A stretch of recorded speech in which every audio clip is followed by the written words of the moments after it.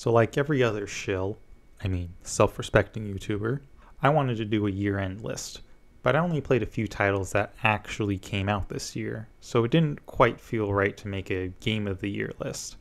So I thought instead I'd do a short top 10 list of what I played this year, whether it was released in 2023 or not. But after going over the full list, I realized, damn, there's a lot of good shit here. I didn't want to narrow it down, so instead I've decided to do more of a year in review. But to spice it up a bit, I'll be putting each game onto this very objective tier list. I'll be going through everything I played in chronological order, and anything I purchased and played this year will be counted. I played other games throughout the year, but if I didn't play it for the first time, it's not going on the list. So Halo Infinite is not making it on since I played it for a short time when it first came out, and I haven't played the campaign either. Plus I already have a full video on the multiplayer, so go watch that for my thoughts. So with that out of the way, let's jump back to January when I played. I started off the year quite strong with one of the best speedrunning 3D platformers I've played, which isn't saying much because Neon White is still on the backlog. Despite that, Cyberhook is still an amazing title. The goal of the game is to use the namesake hook along with a time slow and gun hand to make it to the doorway in each level. You get more stars the faster you complete each level, and more stars unlock more levels. Simple enough. The catch is that even though you have a time ability, you rarely use it because even though time slows down, the clock still keeps ticking at a normal pace. And because you need better times to unlock more levels, it's a natural set of training wheels that the game gives you total control over. The last mechanical crinkle is the different colored blocks and how you interact with them. Blue and purple blocks can be grappled, but purple blocks kill you when you touch them, and red and yellow blocks can't be grappled, but red blocks kill you. Shoot the green ones, transparent blocks can be passed through, and that's really it. Cyberhook only really does one thing, but it does it well enough through the variety in level design and the just pure fun of the physics. It feels like you're gonna rip the screen apart once you get going fast enough, and hitting a swing just right to boost yourself is always super satisfying. It's a fairly short game, but I found it lasted long enough to be satisfying without overstaying its welcome. It was a very strong start for the year, definite A tier.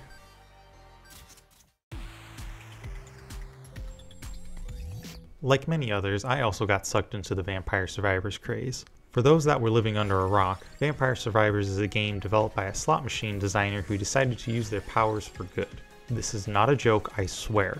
Despite it looking a lot like a mobile game designed to bankrupt you, it is quite possibly one of the greatest gaming deals of all time.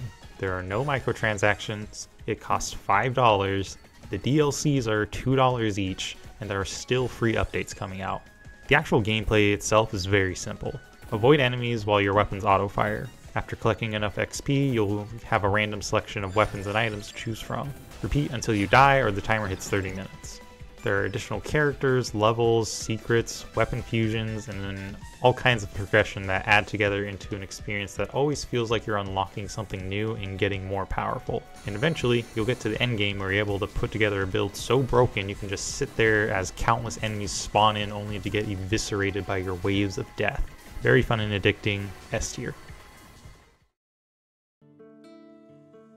Even though I started playing Monster Hunter Rise back in 2022, I didn't get around to the Sunbreak DLC till February of this year. I do already have a video with a lot of my general thoughts on Monster Hunter Rise, although a decent amount is in relation to its predecessor, Monster Hunter World. I do recommend giving that video a watch because my thoughts haven't really changed since posting that, but the long short of it is that Rise is a good game, combat good, monsters good, it's a little bloated in certain ways, and the graphics died for the Switch's sins. S tier.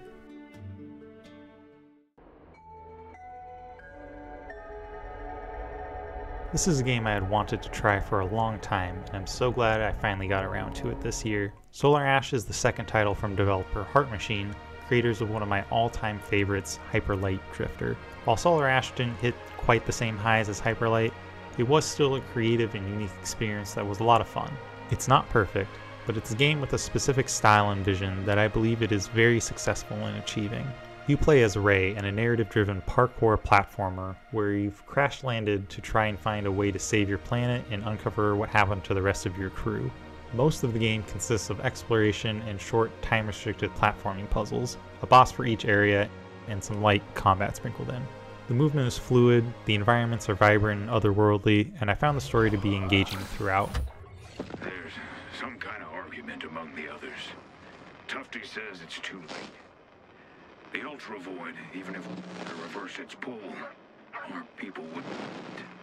While some of the dialogue isn't always the best and some of the story beats can be predictable, it was never anything egregious enough to sour the experience. Another of many shorter titles I played this year, but well worth the time I put in. I'm cautiously optimistic about Hyperlight Breaker, mostly due to the procedural aspects, but I'm hoping for the best for this dev team either way. Make more games with rail grinding, A tier. Continuing with the short theme, GatRobato was the shortest game I played this year, clocking in at only 3.5 hours. But don't let the playtime fool you, because GatRobato is a wonderful adventure that does quite a lot with very little. You play as a cat piloting a robot suit, big surprise I know, in a monochrome adventure as you try to repair the ship you crashed in the first place. The big twist here is that you can exit the robot suit at any time so you can climb walls, enter water, and squeeze through tight passageways. The obvious drawback is that in this state you are more vulnerable and can't attack. Personally, I'm a longtime fan of the Metroidvania genre, going all the way back to my elementary school days playing Metroid Zero Mission on the bus. GatRobato doesn't do anything particularly new besides the dual gameplay twist, but the game as a whole is so solid throughout, I can't really think of anything to complain about. It has smart design choices like having your suit respawn at save points that help keep the pacing up, and I'd much rather have a shorter game with a clear vision and good pacing over something that bloats their runtime with boring garbage. Need more cat games? A tier. Now we're getting to the real good shit. I am legitimately disappointed with myself for waiting this long to play Inscription. If you're like me and have an idiot brain that rejects popularity out of spite, please trust me and just ignore that impulse. If you haven't played Inscription and are a fan of any of the following genres, please just go play it now.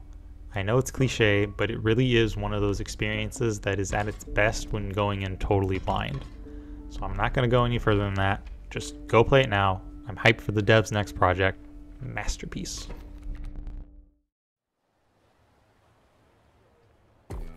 In any other year, I probably would have enjoyed Going Under a lot more. But along with being a stacked release year, I also decided to play a lot of heavy hitters from previous years. I don't think it's a bad game by any means, but it was one of the few titles this year that wasn't quite able to grab me and hold my attention. Going Under is a top-down roguelike in the absolutely disgusting corporate Memphis style. You know, the blocky pastel garbage that's everywhere when you really look. But Going Under actually uses this to its advantage as it parodies that style to tell a story that critiques the corporate world. Cubicle began as a startup, just a couple guys in a garage with nothing but a dream and a modest cash injection. You play as an intern from a tech startup that has been built upon the graves of countless startups before, and your job is to delve deep into the caverns of these defunct companies to clean up the riffraff and steal magical artifacts. It's a pretty standard roguelike affair with unlockable items, scarce healing, and a boss at the end of each dungeon. But rather than traditional means of violence, the world is your weapon. Simply grab a keyboard, ladder, or your enemy's own sword and start going to town. It's very similar to how weapons work in Breath of the Wild. Each has durability and can be thrown when you're done with it. And I really did want to love this game. I hate corporate America as much as the next guy, and the writing is topical while still being funny. But the combat just didn't quite grab me.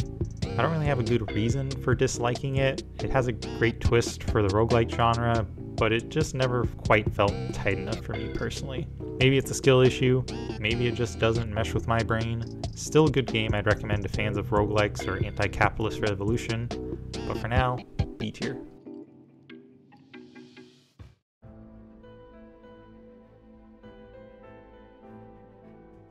Going back to Metroidvanias, I also had a blast with Death's Door. While being a bit lighter on the Metroidvania elements themselves, Death's Door makes up by how charming it is. From the art style, to the music, to the characters, it was such a joy to play through, which is ironic considering the grimness of the story and setting. But it uses this irony to its advantage, balancing out the darkness and difficulty with lighter character moments, but without detracting from the more serious elements. You play as a Reaper for the Lord of Doors, collecting souls in exchange for immortality. Your quest starts because this dickhead takes your target, putting your immortality at stake. The combat is very solid with interesting magic powers you'll unlock throughout the game, and it uses one of my favorite systems where melee hits recharge your range options. It all fits into the game as a whole with some challenging but fair boss fights and clever world design that uses your magic powers both in and out of combat. My biggest complaint has to do with the pacing of the ending, just due to how little breathing room there is, but it's really more of a nitpick than any actual complaint. Great bosses, great atmosphere, great Jefferson, S tier.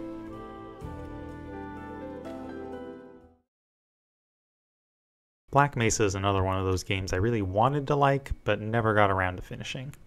For those unaware, Black Mesa is a fan remake of the original Half-Life that was in early access from 2015 to 2020. My experience with the Half-Life series started with Half-Life 2 on the orange box for the PS3, and when I moved on to PC gaming, I snagged a Half-Life bundle for cheap to pad out my Steam library and to try out the original.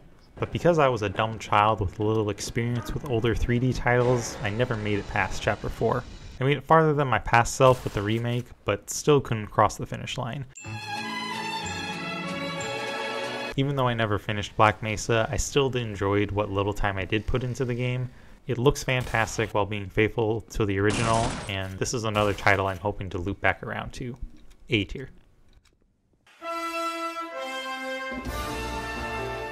Tears of the Kingdom. What can I really say about this game that hasn't already been said? It has sold just shy of 20 million copies and was the talk of the town for months after release. You had a whole Korok crucifying cult for crying out loud. Nevertheless, Tears of the Kingdom was still one of the best things I played all year, despite my doubts leading up to release. After hearing they'd be reusing the Breath of the Wild's map, I didn't want to get too overhyped and be disappointed in the end. But luckily, Tears of the Kingdom takes the foundation from its predecessor and creates something familiar yet distinct that I couldn't put down for all of May and June. The biggest surprise for me was how enjoyable all of the new powers were. Ultra Hand is janky, but it works well enough to get the job done, and it is a core part of the title. I was so surprised how often I'd end up building these Zonai constructions because it's one of those mechanics that usually ends up being more of a gimmick in any other title. But the game gives you the resources and the reasons to want to build without forcing you to do it. They are some of the best ways to traverse the map, and you can go as simple as a glider with some fans or as elaborate as your own airship.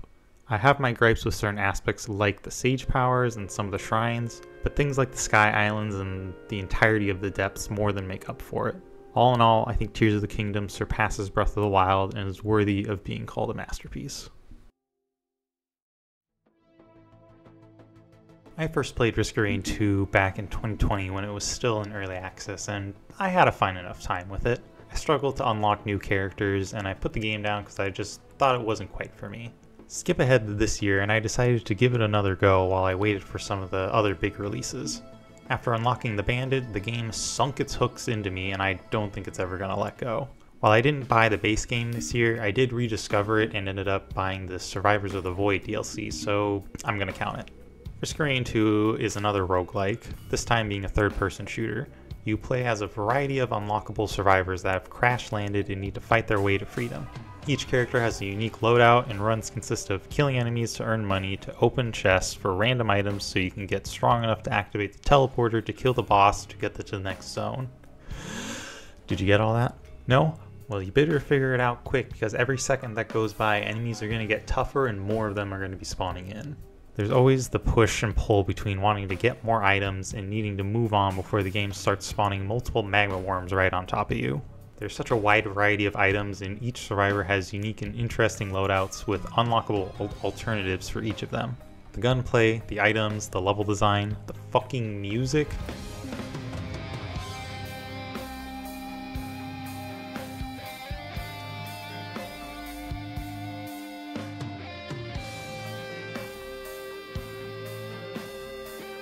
All of it is top tier. I've spent 100 hours playing this game and can easily see myself putting in 100 more.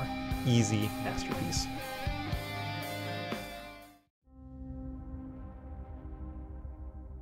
Mecha Bellum is another game I've already have a video on. Link in the description if you want my full thoughts on it. But fun fact, the game is still really good. For those who haven't seen my video on it, Mecha Bellum is an auto-battler strategy game about outsmarting your opponent and watching big mechs blow each other up. It's easy to pick up, hard to master, and the devs are still updating the game to this day. Just this month, another new unit, the Scorpion, has been added, and I think it fits rather nicely with the rest of the roster. It fires and moves incredibly slow, but deletes most things in its massive blast radius. It feels like it's at a pretty good power level with enough counters to it. I'm slowly getting my friends and family addicted to this game, and just maybe you will too.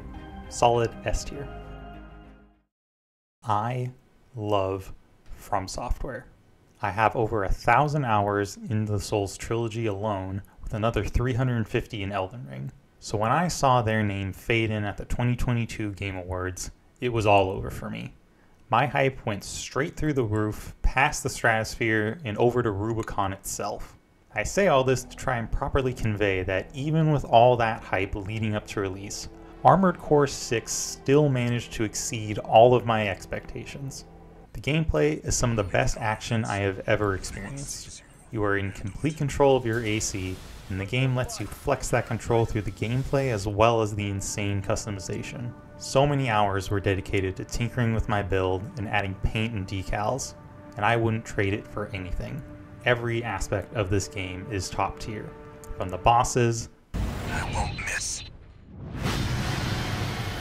to the level design, to the story and voice acting. Attacking a watch point. You're incorrigible, Handler Walter. How many of your dogs must I kill before you learn? The targets are the enemy-occupied bases, the heavy warship fleet, and the recently activated... I'll cut to the chase. This is an all-out war against the PCA and theaters across Rubicon. And y'all got the short end of the stick. And I really just need to take a second to talk about the voice acting. With how good it was in Elden Ring, I shouldn't be surprised at how hard they went, but it was just that good. So many voice actors knocked it out of the park. Don't let the red guns teach you bad manners. But I have to give a special shout out to my favorite, G1 Michigan. Attack! Get in there, you maggots! He has some of the best lines in the entire game. Can't take yourself away from chatting with a tag-along? Why don't you start a sewing club together and stitch that damn mouth of yours shut? Move out, maggots! Time to die! It is a shame we don't get to side with Bellum and the Red Guns for more time with this absolute unit. And just as when I was finishing this script, about to go on about hoping for more Armored Core content, they decided to show me up and fix the one gripe I had with the base game, the multiplayer. Until recently, the only way to play with other people was to host or join your own custom games, which can be a bit of a pain to set up. But lo and behold, they added ranked matchmaking to the game as well as more parts and weapons. Even without the latest update, Armored Core 6 is my game of the year, no questions asked, no competition. It is my favorite From Software title of all time, and it is the sole game to go into the God Gamer tier. My last video was on Control, so I really don't have much to say that wasn't already said there. I do recommend you go watch it, but the spark notes are that the gunplay and setting are really good, but the writing and pacing, not so much. Cool powers, cool premise, questionable execution in some areas, DLCs that don't completely fix its issues, but were an improvement nonetheless. Overall fun and interesting title, A tier.